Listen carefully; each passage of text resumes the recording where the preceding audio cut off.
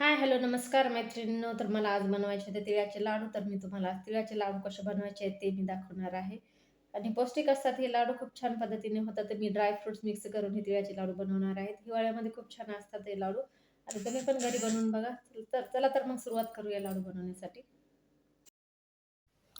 तर मी इथं काय काय घेतलेले आहे ते बघूयात. तर इथं मी धुवून घेतलेले होते बघा तीळ आणि हे 1 ते 1.5 किलो असतील बहुतेक. मी असं मेजरमेंटनी काहीही घेतलेलं नाही आहे साहित्य. कारण आपल्या मनानुसार असते आपल्याला किती बनवायचे आहे तर काही नाही. आणि मग मी हे स्वच्छ बघून त्याला स्वच्छ धुवून असं चाळणीमध्ये ठेवून दिलेले आहे. चांगलं म्हणजे त्याचं 1-2 वेळेस धुवायचे ते, कारण थोडंसं माती वगैरे असते. आणि स्वच्छ धुवून मग त्याला 2-3 तास मी वाळू दिलेले आहे कडक उन्हामध्ये. त्याच्यानंतर मी बदाम घेतलेली आहे, काजू घेतलेले आहेत. हे आपल्या अंदाजानंच घेतलेले आहेत मी. आपल्यानुसार घ्यायचे म्हणजे कमी जास्त आपल्याला कोणते पदार्थ कोणते जास्त पाहिजेत असतील ते. कारण ड्रायफ्रुट्स हे आपल्या मनानुसार ज्यांना कोणतं काय आवडते आणि काय नाही. याच्यामध्ये भरपूर असं काही टाकू शकतो, ते ॲड करू शकतो आपल्याला जर पाहिजेत असेल तर. खजूर पण ॲड करू शकतो आपण, बेदाणे हे आणि दुसरं भरपूर अशा कोणतेही आपल्याला जे आवडतील ते समजा. कारण मी ना मला जे आवडते तेच घेतले, काजू, बदाम आणि खजूर टाकायचे होते, पण मी याच्यामध्ये मिक्स नाही केले. तर लास्टला पण दाखवेल मी तुम्हाला. तर मग मी हे सगळं एक-एक भाजून घेत आहे. भाजायचं पण जास्त त्याला डाग लागतील असं नाही भाजायचं. थोडं ब्राऊन कलर येईपर्यंत असं काजूला, बदामीला असं भाजून घ्यायचं आहे. हे लाडू खूप छान असतात, हिवाळ्यामध्ये चांगले असतात. आणि ज्याचं सी सेक्शन झालेलं आहे ना, ते कंबरदुखीसाठी हे याच्यामध्ये डिंक पण टाकू शकतो आपण. माझ्याकडे अवेलेबल नव्हता डिंक, त्याच्यामुळे मी नाही टाकला. तर तुम्ही टाकू शकतात तळवून चांगलं.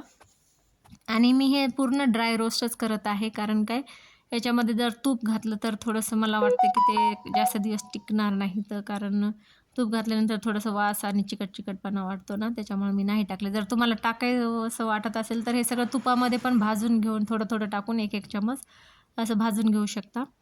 मी नाही टाकलं, तुमच्या आवडीनुसार. आणि मग मखाने पण घेतले होते मी. मखाने पण हे म्हणजे 80 ग्रॅम होते. एक 200 टाकायला 20 ग्रॅम कमी समजा. आणि हे सगळं अर्धा-अर्धा किलो किंवा असं अर्धा 1-1 किलोला कमीच, मी सगळं बाकीचं थोडंसं 1-1 किलोला कमीच थोडं घेतलं होतं. कारण काय हे सगळं खूप जास्त होते आमच्या घरामध्ये. मग आम्ही दोघंच आहोत खाणारे, म्हणून मी काही जास्त असं हे नाही केलं. जास्त प्रमाण नाही घेतलं. तुमच्या आवडीनुसार कमी पण करू शकता. जेवढी तुम्हाला क्वांटिटी पाहिजे तेवढी. पण चांगले असतात हिवाळ्यामध्ये खाण्यासाठी सगळे घरामध्ये. जर फॅमिली मेंबर जास्त असतील तर जास्त पण वाढू शकतात. त्याच्यानंतर हे मी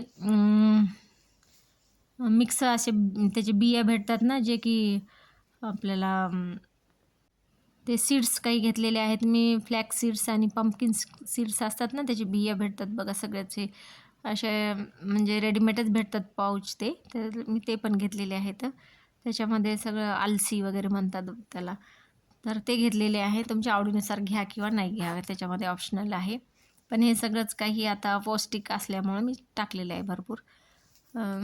तर बघू शकता तुम्ही. हे भाजून घ्यायचे चांगले मखाने आणि क्रिस्पी होईपर्यंत त्याला चांगलं भाजून घ्यायचं. कारण तर ते असं म्हणजे लूज असतात, थोडेसे मऊ असतात ते.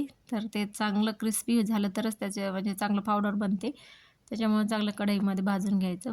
आणि हे बघा मी जे 2-3 तास तिळं धुवून स्वच्छ असे वाळून घेतलेले होते ना, ते 3 तासानंतरचे हे तिळं वाळून झालेले आहेत, चांगले कणकणीत वाळलेले आहेत उन्हाला.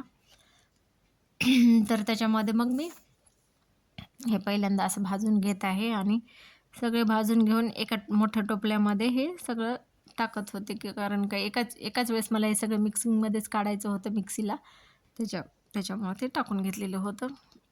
तुम्हाला सेपरेट जर काढायचं असेल तसं पण काढू शकता आणि मिक्सरमध्ये फिरवायचं असेल तसं पण काढू शकतात, आपल्या मनावर म्हणजे जसं आवडते तसं, जसं होईल तसं. आणि याच्यामध्ये गूळ पण मी 1 किलो मिक्स केला होता हे सगळ्यामध्ये. तर गूळ, तीळ आणि हे सगळे मिक्सिंगचे ड्रायफ्रुट्स हे सगळंच मिक्स करून मी चांगल्या पद्धतीने असे लाडू बनवून घेतले. छान वाटले आणि खाताना पण नंतर पण मी बघितले ना, तर चांगले झाले होते. रोज एक खायला चांगलंच असतो. याच्यामध्ये मेथी पण टाकू शकतात तुम्ही. माझी मुलगी वगैरे खाणार नाही म्हणून मेथी नाही टाकली, कडू असते म्हणून थोडं. पण टाकू शकतात मेथी. जे असेल ते आपल्या इथं ड्रायफ्रुट्स आणि जे काही आवडते ते टाकायचं. चांगलेच होतात. खाण्यासाठी काही नाही वाटत आपल्याला, कोणतेही काही चांगलंच वाटते थोडंसं हिवाळ्यामध्ये.